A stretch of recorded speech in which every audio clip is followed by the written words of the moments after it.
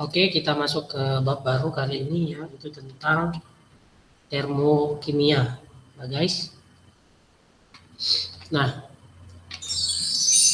standar kompetensinya yang akan kita bahas untuk materi kita kali ini itu adalah yang pertama, memahami perubahan energi kimia, cara pengukuran dan sifat ketidakteraturan alam semesta. Ya, adapun peta konsep yang akan kita bahas ya pada pembelajaran termokimia itu ya, nanti awalnya kita cerita dulu tentang kalor reaksi ya, dalam reaksi termokimia ya. Kemudian jenis kalor yang terlibat nanti ada kalor pembakaran, kemudian kalor penguraian ya, kalor pembentukan ya, kemudian kalor lain sesuai reaksi yang terjadi. Nah, ini semua nanti akan dikelompokkan dengan ada reaksi namanya reaksi endotherm ya, endotherm ya guys. Kemudian ada reaksi exotherm. Nah, jadi nanti kita juga akan membahas tentang hukum Hess ya. Kalau reaksi ditentukan berdasarkan keadaan awal dan akhir reaksi.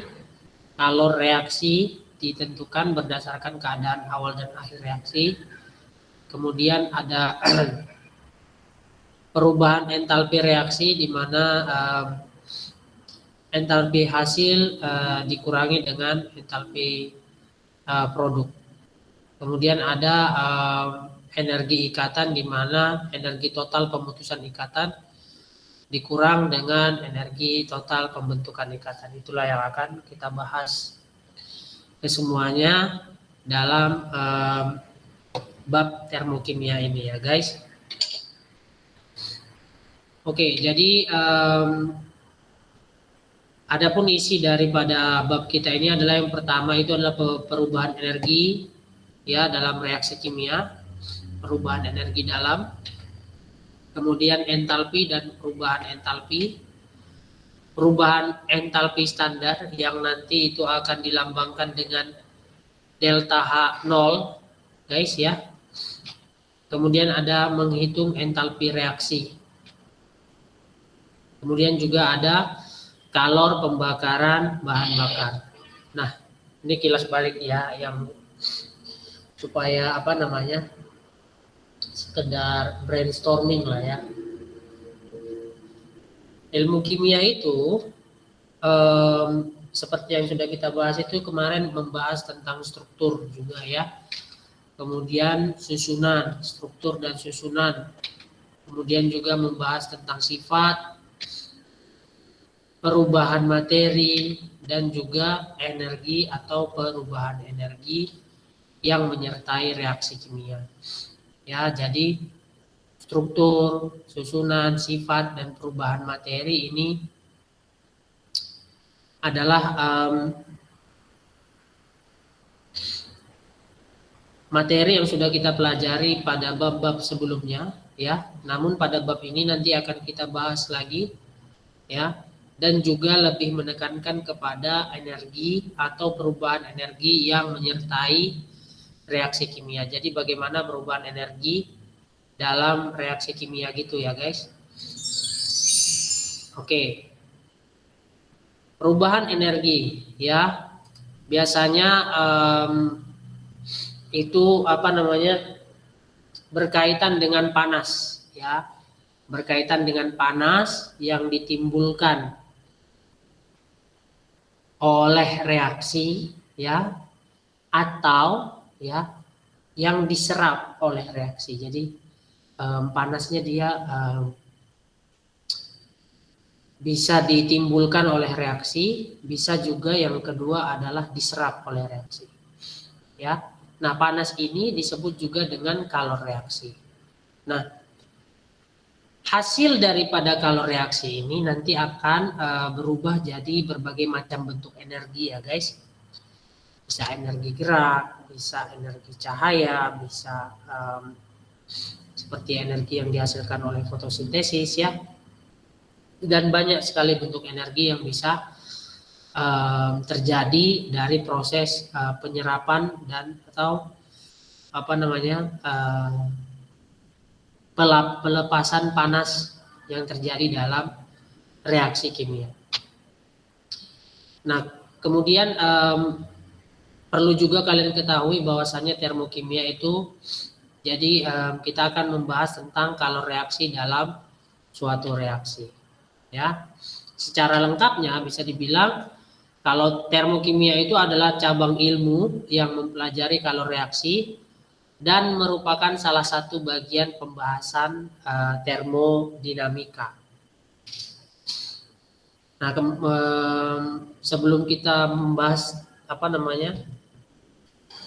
lebih jauh lagi tentang termokimia ini, kita bahaslah dulu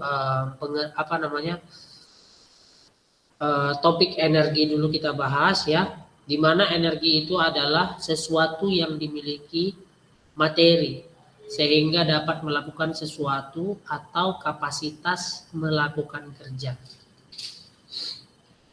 Semua materi ya guys, tidak hanya benda mati tapi juga termasuk kepada makhluk hidup ya, termasuk manusia ya. Jadi energi yang ada di dalam tubuh manusia itulah yang menyebabkan manusia dapat melakukan sesuatu atau memiliki kapasitas untuk melakukan kerja. Dan juga energi ini juga terdapat pada benda-benda mati ya, seperti misalnya mobil contoh ya, kipas angin, lampu gitu ya.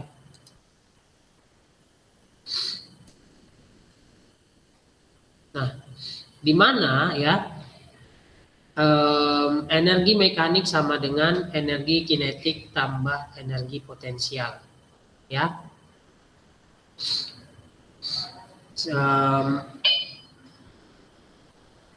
Nah, ini beberapa contoh perubahan energi dalam kimia ya guys. Kita bisa lihat di sini ya. Di sini ada mobil ya, yang mana dalam pembakaran di dalam ruang mesin itu seperti yang sudah kita bahas pada bab sebelumnya ya, tentang hidrokarbon, merubah dari pembakaran atau reaksi kimia antara minyak bumi ya atau bahan bakar yang ada di dalam ruang mesin ya, bisa berubah menjadi energi gerak ya. Arang juga seperti itu ya. Reaksi pembentukan karbon ya, perubahan daripada karbon, kemudian tumbuhan melalui reaksi fotosintesis, dan semua ini berkaitan dengan pelepasan ataupun penyerapan energi ya, dan semuanya ini ada reaksi kimianya ya guys, semuanya ada reaksi kimianya, dan reaksi kimianya itu berkaitan dengan pelepasan ataupun penyerapan energi.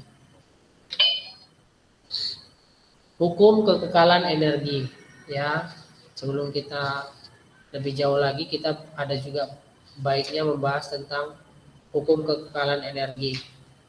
Hukum kekekalan energi bisa kalian lihat di buku kalian halaman 60 ya guys ya. Di halaman 60 itu ada bahwasanya energi tidak dapat diciptakan dan tidak dapat dimusnahkan, tetapi hanya dapat diubah ke bentuk energi yang lain. Ya, contohnya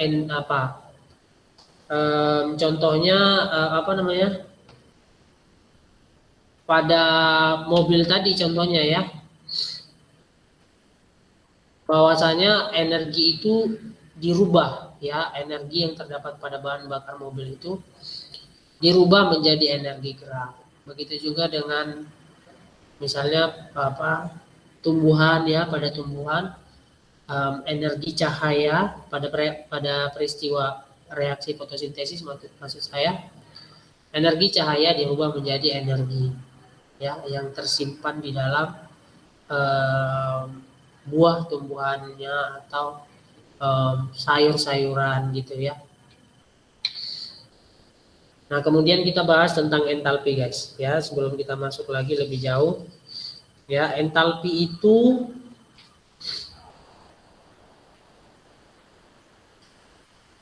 diberi apa namanya?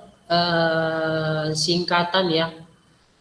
Singkatan dengan huruf H besar. Yang berarti itu heat ya guys, artinya panas. Karena tadi kan kita cerita kalor. Kalor itu identik dengan panas, walaupun secara pengertian formalnya, secara pengertian teorinya di dalam buku, tidak bisa serta-merta kita mengartikan bahwasanya kalor itu adalah panas. Tidak bisa, ya. Tapi memang kalor itu identik dengan panas.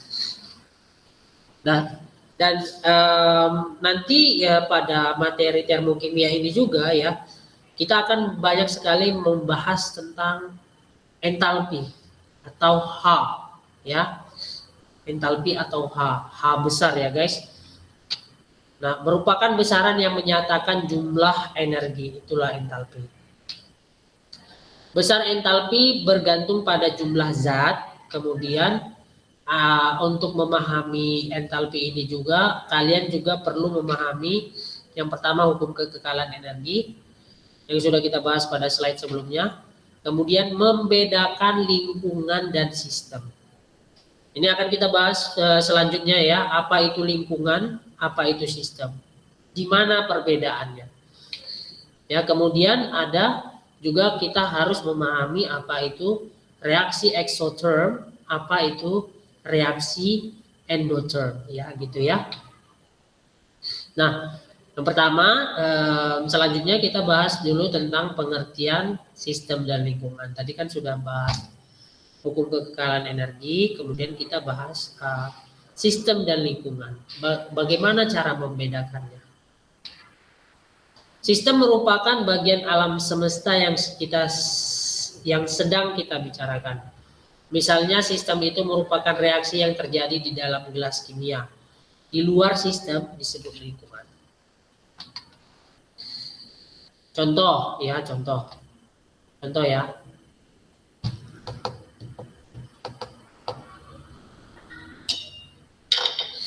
Saya pagi-pagi buat kopi, ya kan? Nah, dilarutkanlah di sini, di dalam cangkir.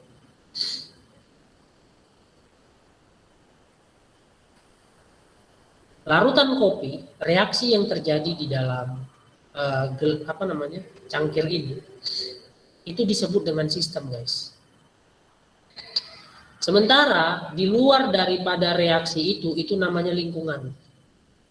Dimulai daripada wadahnya. Wadahnya ini lingkungan namanya. Dan keseluruhan sampai ke semua yang ada di sekelilingnya. Itu namanya lingkungan. Ya.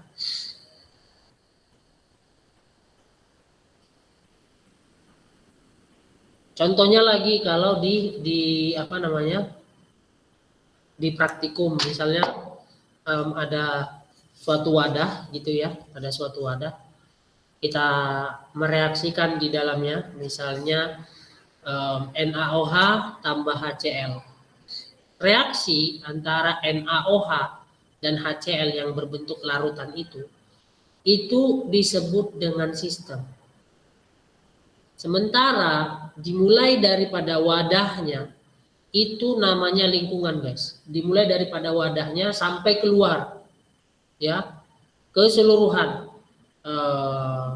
udaranya, apalagi ya, misalnya diletakkan di atas meja itu juga lingkungan gitu ya. Semuanya adalah lingkungan. Ya, sementara reaksi yang terjadi di dalam sini ini disebut dengan sistem. Gitu ya. Nah, misalnya es bentuknya bongkahan seperti ini kita ibaratkan ya. Ketika es ini mencair ya, berarti es ini menyerap atau melepaskan energi ke lingkungan. Sistemnya adalah si S itu sendiri. Dan pada saat itu memang kebetulan tidak ada wadahnya ya. S itu adalah sistem. Reaksi yang terjadi di dalamnya. Ya, contohnya ini ya. Contoh simpelnya ya guys ya. Supaya kalian bisa memahami. Reaksi yang terjadi ya, perubahan yang terjadi dimulai daripada S itu yang pada awalnya membeku, kemudian berubah menjadi cair. Bisa mencair itu karena ada pelepasan energi atau penyerapan energi oleh S-nya. Si S ini adalah sistem. Ya, tempat dia melepaskan energi itu namanya lingkungan, guys. Ya, tempat dia menyerap energi, misalnya dia menyerap energi dari lingkungan, itu juga namanya sistem. Gitu ya. Jadi sistem itu adalah pengertian gampangnya nih ya guys ya, pengertian yang mudahnya ya, supaya kalian mudah untuk memahaminya. Sistem itu adalah reaksi yang terjadinya, ya. Sementara lingkungan itu adalah di luar daripada sistem itu. Kalau ada wadahnya berarti wadahnya. Kalau es yang membeku kan nggak ada wadahnya kan, nggak ada tempatnya kan. Misalnya kita taruh aja di atas meja gitu kan. Dimulai dari meja itu adalah lingkungan, udara lingkungan, ya semuanya lingkungan. Gitu. Itulah perbedaan antara sistem dan lingkungan. Jadi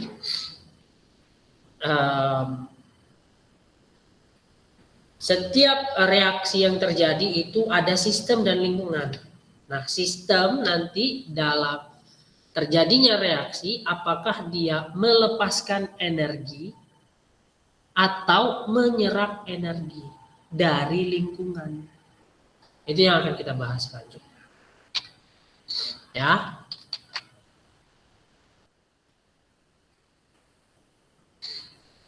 Contohnya tadi udah Bapak sampaikan ya, guys. Nah, jika terjadi perubahan sistem, dikatakan bahwa sistem itu telah berubah dari satu keadaan ke keadaan lain. Jika disekat terhadap sekitar, terhadap lingkungannya si sistem ini ya, sehingga kalau tidak mengalir antara sistem dan lingkungan, maka yang terjadi di dalam sistem disebut adiabatik.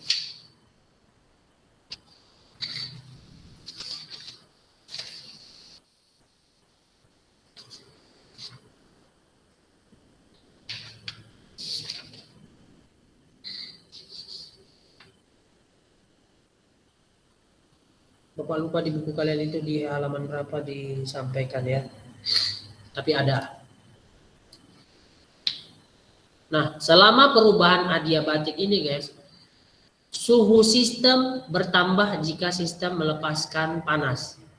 Ya, reaksi exotherm.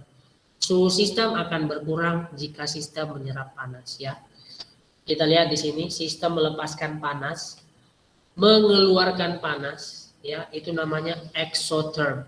Cukup ingat saja guys, X itu keluar ya, exit keluar ya, berarti mengeluarkan panas atau melepaskan panas. Cara gampang untuk mengingat exotherm itu ingat aja X-nya ya, exit X mengeluarkan panas. Sementara endotherm ya sudah pasti kebalikannya saja. Ya berarti menyerap panas. Itulah beda antara reaksi exotherm dan reaksi endotherm. Perubahan energi dapat melalui pelepasan atau penyerapan kalori ya. Ini sistem, kemudian ini lingkungan.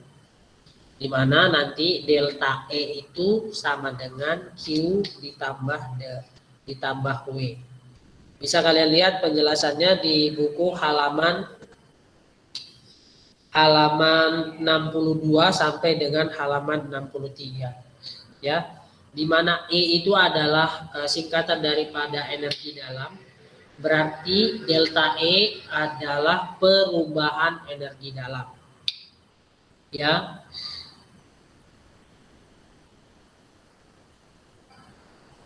Sementara Q itu adalah kalor dan W itu adalah work, ya, kerja. Berarti perubahan energi dalam itu sama dengan kalor ditambah dengan work ya, atau kerja ya guys.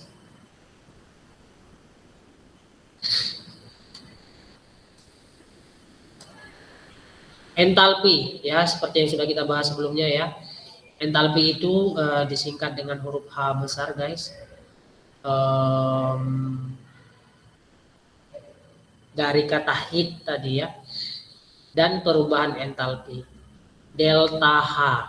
Delta itu perubahan, H itu kembali kepada entalpi tadi. Entalpi berasal dari bahasa Yunani entalpian yang artinya kalor atau panas.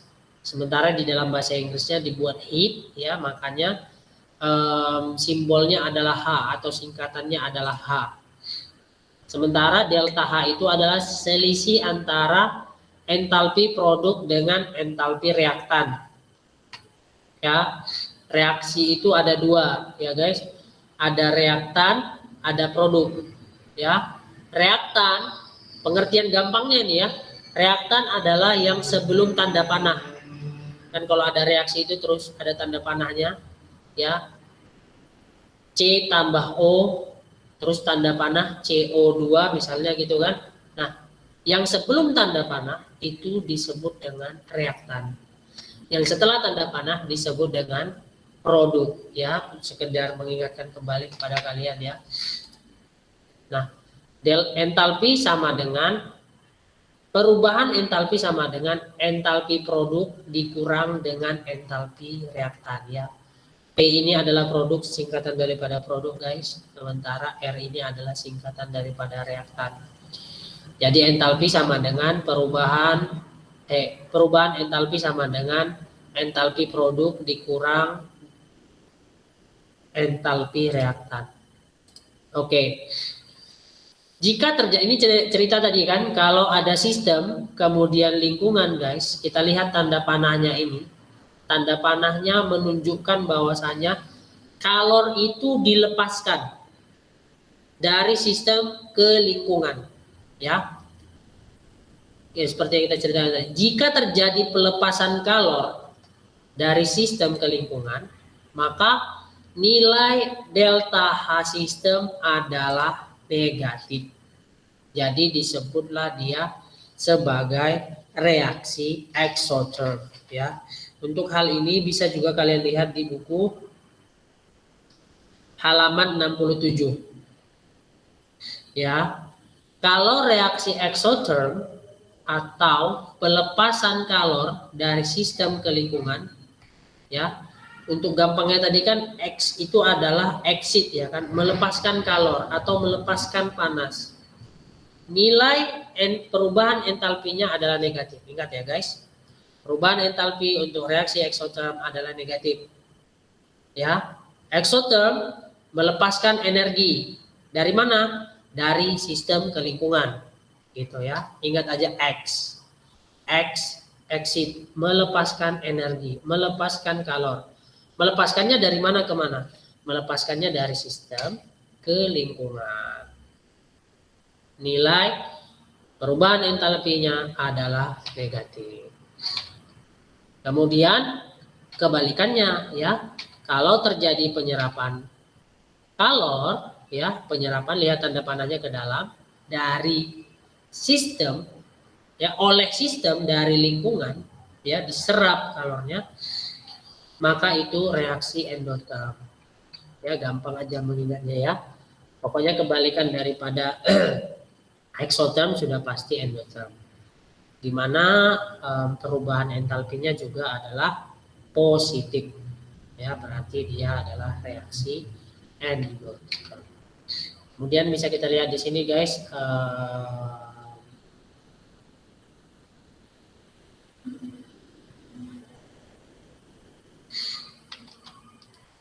sebentar ya.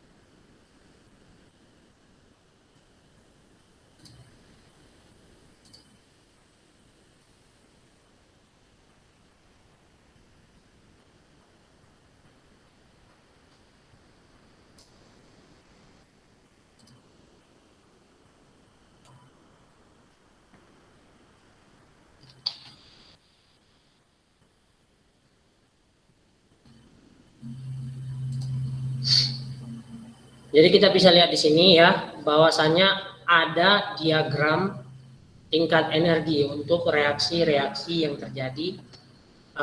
Tadi kan ada dua reaksi endoterm yang pertama, yang kedua adalah reaksi eksoterm. Kalau reaksi endoterm itu entalpinya adalah positif, sementara reaksi eksoterm itu perubahan entalpinya adalah negatif. Ingat ya, eksoterm berarti melepaskan energi dari sistem ke lingkungan. Sementara endoterm berarti apa namanya? Iya, kebalikan aja, udah gampang aja. Ingat saja eksoterm melepaskan energi dari mana? Dari sistem ke lingkungan. Berarti kalau melepaskan energi atau melepaskan panas, guys, itu kalau kita pegang wadahnya berarti panas ya. Cara gampangnya juga ya. Misalnya kalian buat susu pakai air panas. Nah, reaksinya adalah reaksi eksoterm. Karena kita pegang dia panas. Atau kita ukur suhunya menggunakan termometer, ya melebihi daripada suhu ruangan. Suhu ruangan adalah 25 derajat Celcius. Reaksi eksoterm melepaskan panas, artinya kalau kita pegang wadahnya panas, melepaskan panasnya tadi. Ini pengertian sederhananya ya guys ya, supaya kalian gampang memahaminya saja. Melepaskan panasnya dari sistem ke lingkungan. Kalau kita pegang berarti panas, menaikkan suhu ya melebihi daripada suhu kamar, di mana suhu kamar ada 25 derajat Celcius. Kalau kita ukur menggunakan termometer berarti di atas 25 derajat Celcius ya. Pengertian sederhananya ya guys. Dan pasti kebalikannya adalah reaksi endotherm. Ya, dimana kalau endotherm kalau kita pegang dingin. Gitu ya. Kenapa? Karena dia menyerap energi tadi ya, menyerap energi dan perubahan entalpinya adalah positif. Nah, ada satu soal kayak gini guys. Ada satu soal yang kayak gini.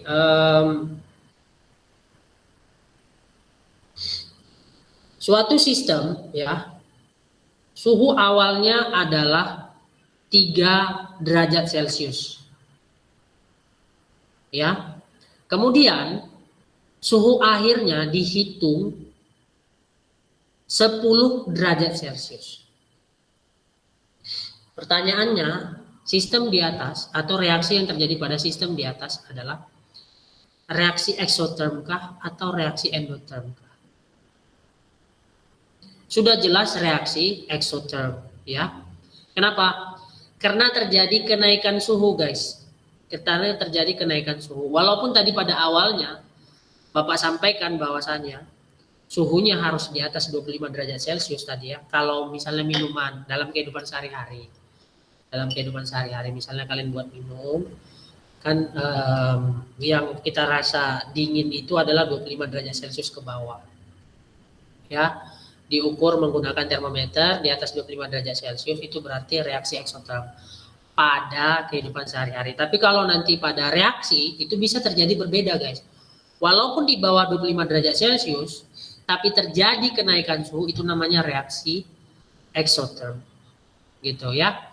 Jadi ya seperti yang Bapak contohkan tadi, dari 3 derajat Celcius suhu awal si sistem ini, kemudian dihitung suhu akhirnya 10 derajat Celcius, itu adalah reaksi eksoterm juga. Karena terjadi kenaikan suhu ya. Jadi nanti kalau ada soal seperti itu, mudah-mudahan kalian bisa menjawabnya. Jadi jangan terjebak karena yang suhu dingin itu di bawah 25 derajat Celcius ya, di bawah suhu ruangan. Kalau ada soal yang suhu akhirnya 10 derajat Celcius serta merta jawabannya endotherm, tetap harus dianalisa lagi soalnya ya. Suhu awalnya berapa? Suhu awalnya 0 derajat Celcius naik jadi 2 derajat Celcius. Ya, berarti eksoterm karena ada pelepasan kalor di situ. Walaupun masih dingin juga ya, karena 2 derajat Celcius itu sudah pasti dingin. Membeku ya kan guys. Jadi seperti itu. Nah, kemudian yang akan kita bahas nanti di sini guys ya, ada namanya perubahan entalpi standar ya, atau delta H0 ya. Contoh reaksinya ada reaksi C dengan H2 ya, delta HF. Kemudian C tambah O2 menjadi CO2 ya, ada delta HC. Kemudian setengah H2 menjadi H, delta HAT. Kemudian H2O menjadi H2O, ini reaksi apa ini guys? Ini adalah reaksi pencairan es ya. Lihat ya, H2O dalam bentuk solid itu kan berarti air yang membeku ya kan, karena bentuknya padat. Berarti es berubah menjadi H2O dalam bentuk cairan, berarti airnya mencair gitu ya. Ini adalah reaksi es yang mencair. Kemudian H2OL menjadi H2O gas, ini reaksi mendidih ya, untuk penguapan, reaksi mendidih lagi, reaksi penguapan. Jadi seperti yang Bapak bilang tadi guys, jadi ada dua ya, exotherm dan endotherm.